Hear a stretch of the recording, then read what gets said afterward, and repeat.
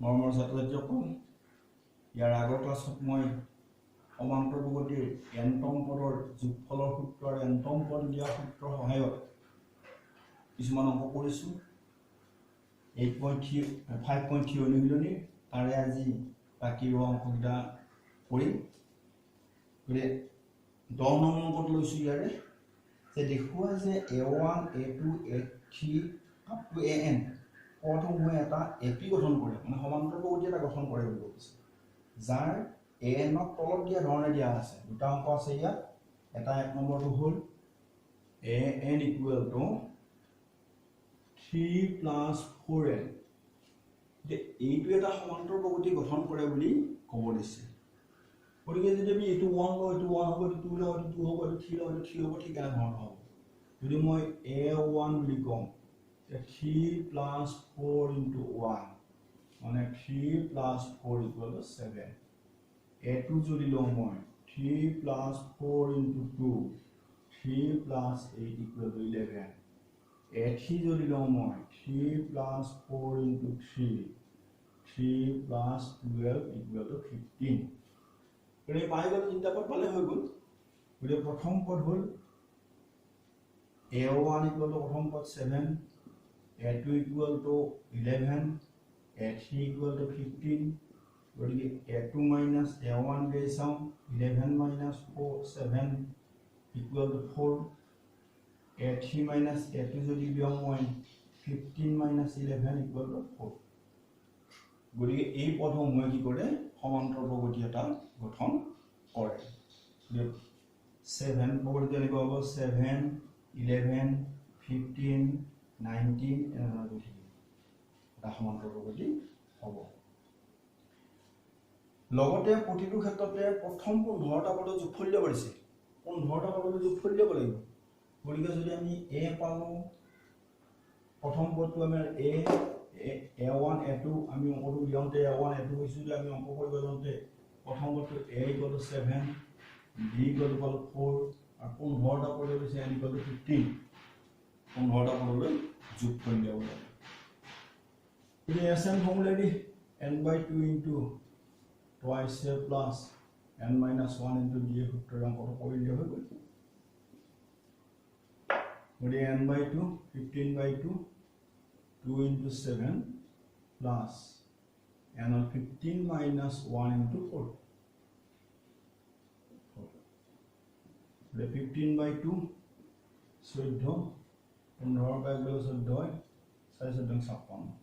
14 15 by 14 4 15/2 into 14 56 হয় 70 গতিকে পৰিলে 35 15 into 35 গতিকে 5 15 72 5 7 গ'ল 7 3 15 55 7 52 5 to 5 এই ধৰণে নেক্সট টো তোমালোকে কেনেকৈ কৰিবা ইয়াৰ পিছত মই 11 নম্বৰ অংকত লৈছোঁ যদি এটা এপিৰ প্ৰথম nটা পদৰ যোগফল 4n minus n square nটা পদৰ যোগফল sn দিছে 4n minus n square তেন্তে ইয়াৰ প্ৰথম পদ s1 কি সেইটো উলিয়াব দিছে প্ৰথম পদ দুটাৰ যোগফল উলিয়াব দিছে s2 উলিয়াব লাগিব দ্বিতীয় যোগফল মানে s2 দ্বিতীয় পদটো কি দ্বিতীয় পদটো আমি কেনেকৈ উলিয়াম যদি আমি চাওঁ 2 4 6 এনেকৈ প্ৰথম পদটো 2 দ্বিতীয় পদটো 4 প্ৰথম পদৰ যোগফল 2 দ্বিতীয় পদৰ যোগফল হ'ল 2 4 6 হয় গতিকে দ্বিতীয় পদৰ যোগফলৰ পৰা প্ৰথম পদৰ যোগফল যদি বিয়োগ কৰোঁ আমি দ্বিতীয় পদটো পাই যাম গতিকে এনে ধৰণে আমি উলিয়াব পাৰিম তৃতীয় পদ উলিয়াব দিছে দশম পদ উলিয়াব দিছে nতম পদ উলিয়াব দিছে গতিকে আমি প্ৰথমতে কি উলিয়াম s1 equal to উলিয়াম প্ৰথম পদটো s1 equal to 4 into 1 minus 1 square 4 minus 1 equal to 3 s1 3 s2 uliam 4 into 2 minus 2 square 8 minus 4 equal to 4 এটা মই আগতে কৈছো যে দ্বিতীয় পদটো পাব লাগিলে প্ৰথম পদলৈ যোগফল বা প্ৰথম পদৰ প্ৰথম পদলৈ যোগফল একেই দ্বিতীয় পদলৈ যোগফলৰ পৰা আমি যদি কি কৰোঁ যে দ্বিতীয় পদলৈ যোগফলৰ পৰা প্ৰথম পদৰ যোগফলটো বিয়োগ কৰোঁ তেতিয়াহ'লে আমি দ্বিতীয় পদটো পাই যাম গতিকে এটো পাব লাগিলে s2 - s1 কৰিব লাগিব s2 - s1 তেতিয়াহ'লে আমি কি কৰিম যে s2 হ'ল 4 s1 হ'ল 3 4 - 3 হ'ল 1 তৃতীয় পদটো পালো আমি 1 তৃতীয় পদটো পাব লাগিলে আমি তৃতীয় পদলৈ যোগফলৰ পৰা দ্বিতীয় পদলৈ যোগফলটো বিয়োগ কৰিব লাগিব গতিকে s3 টো উলিয়াই ল'ব লাগিব s3 = 4 * 3 - 3 square 4 * 3 হ'ল 12 - 3 square 9 গতিকে 12 - 9 মানে হ'ল 3 গতিকে তৃতীয় পদৰ যোগফল হ'ল 3 গতিকে আমি a3 উলিয়াব লাগিলে s3 - s2 কৰিব লাগিব s3 হ'ল 3 আৰু s2 হ'ল 4 3 - 4 = -1 তৃতীয় পদটো -1 দশম পদটো উলিয়াব দিছে দশম পদ উলিয়াব লাগিলে দশম পদলৈ যোগফলৰ পৰা নৱম পদলৈ যোগফলটো বিয়োগ কৰিব লাগিব গতিকে s10 = 4 * 10 - 10 square 4 × 40 বিয়োগ 100 s10 = 40 - 100 = -60 s9 = 4 × 9 - 9 square 36 - 81 81 পৰা মাইনাছ কৰিলে 11 পৰা 6 গ'লে 5 7 পৰা 3 গ'লে 4 - 45 গতিকে a10 লাগে a10 উলিয়াব লাগিলে আমি কি কৰিব লাগিব s10 - s9 s10 হ'ল -60 - -45 so -60 + 45 = -15 দশম পদটো হ'ল -15 আৰু n-তম পদটো আমি কেনেকৈ উলিয়াম n-তম পদৰ যোগফল হ'ল sn = আছিলে 4n - n square আৰু sn - 1 কি পাম আমি sn - 1 আগৰ পদলৈ যোগফল 4 * n - 1 - n - 1 whole square 4n - 4 - n square plus twice n plus 1 plus or minus 1 এইখিনি কৰিলে কি হ'ব minus n square plus 6n minus 5 sn minus 1 তাৰমানে n minus 1 তম পদৰ যোগফলটো হ'ব এইটো কাৰণ n ৰ ঠাইত n minus 1 বহাই দিলোঁ n ৰ ঠাইত n minus 1 বহাই দিলোঁ গতিকে 4 * n minus 1 n minus 1 whole square 4n minus 4 n square এখিনি a minus b whole square টো ভাঙিলোঁ এইটো মাইনাস আছে প্লাস হৈ গ'ল দুটা মাইনাস আছে আৰু দুটা সিঙ্গেল আছে গতিকে -n square 4n twice n 6n -5 -1 -4 লগি -5 এতিয়া আমাক a10 লাগে sn = n-তম পদ দিব আছে না n-তম পদ দিব an = sn minus sn minus 1 sn হ'ল 4n minus n square minus minus n square plus 6n minus 5 equal to 4n minus n square plus n square minus 6n plus 5 n square goal 4n minus 6n minus twice n plus 5 n-তম পদটো হ'ল minus twice n plus 5 গতিকে এইটো আমি এনেহে কৰিলোঁ যথেষ্ট এটা অংক কৰা হ'ল তাৰমানে তাৰ উত্তৰ অংক মই বাৰু দি দিছোঁ প্ৰথম 15টা 8ৰ গুণিতকৰ যোগফল দিওঁ প্ৰথম 15টা 8ৰ গুণিতক মানে 15টা 8ৰ গুণিতক মানে প্ৰথমটো 8 দ্বিতীয়টো 8 * 16 তৃতীয়টো 8 * 3 = 24 এনেকৈ কৈ থাকিব গতিকে আমি কি কৰিব দিছে আমাক প্ৰথম 15টা উলিয়াব দিছে A equal to 8. A equal to 8. 18 গুণিত প্ৰথমটো 8 আকৌ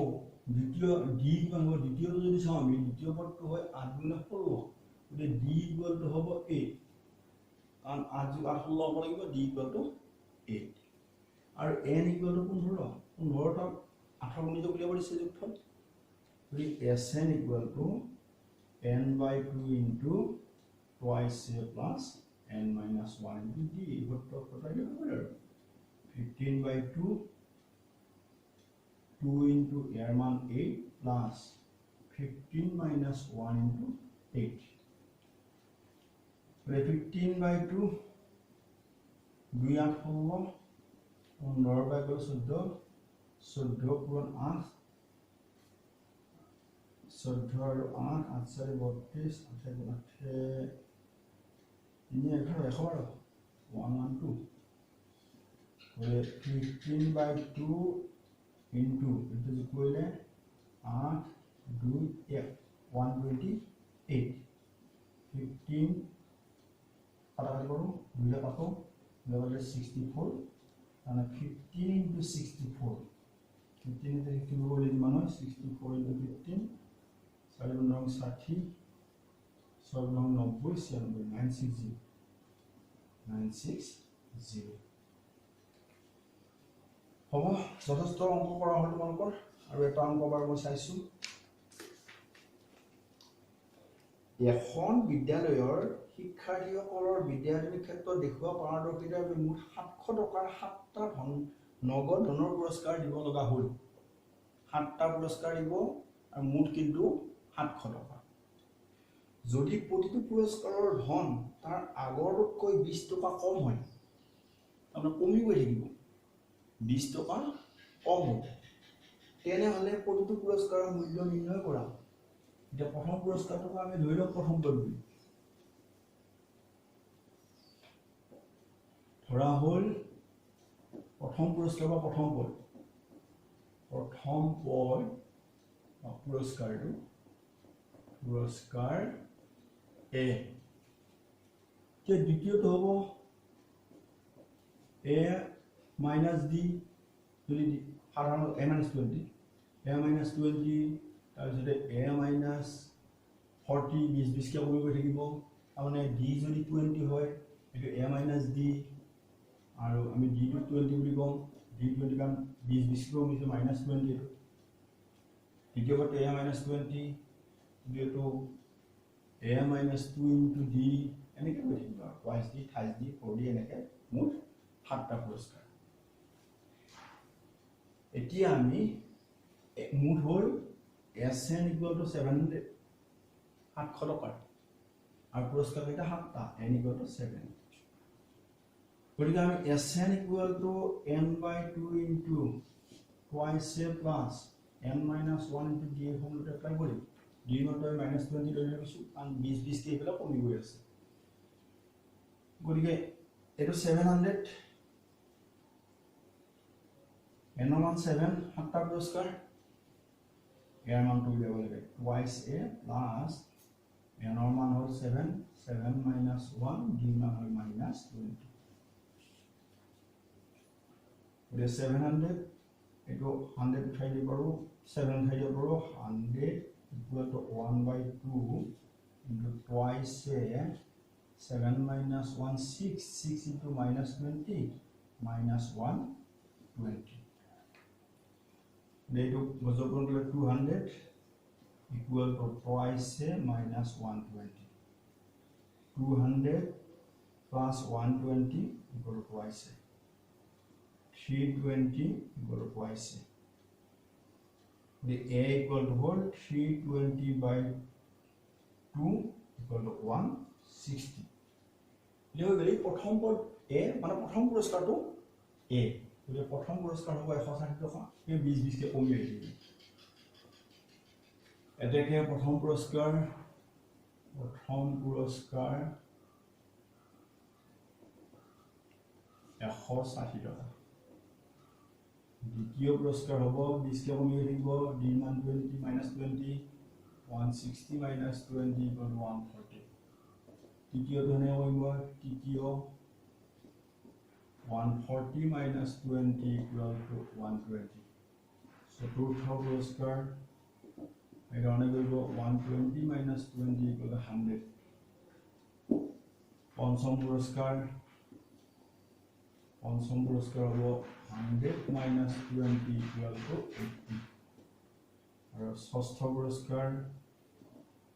80 minus 20 equal to 60. আৰু সপ্তম পুৰস্কাৰ হ'ল 60 minus 20 equal to 40. এতিয়া আমাৰ গোটেইটা পুৰস্কাৰ যোগ কৰিলে 700 হ'ব 0 0 0 4 দিয়ে 6 6 8 6 14 14 6 20 4